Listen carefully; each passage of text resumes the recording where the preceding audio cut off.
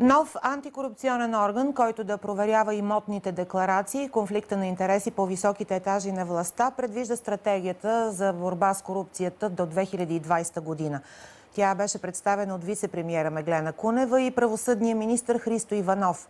Предвижда се в органа да влязат сегашните БОРКОР, Комисията за конфликт на интереси и отдели от Сметната палата.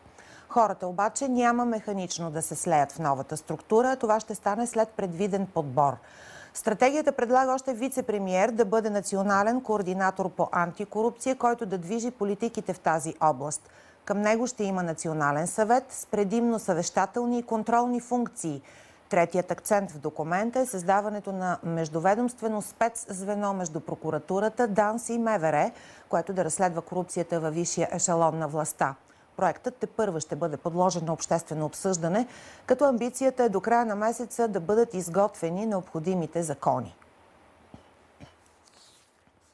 Изграждане на ефективна система от антикорупционни органи и звена, противодействие на корупцията по високите етажи на властта, противодействие на политическата корупция с акцент върху изборната корупция, превенция и противодействие на корупцията в МВР и органите на съдебната власт, освобождаване на гражданите от дребната в кавички корупция. Няма нищо дребно, когато системно хората бъдат тероризирани с абсолютно неприемлив натиск.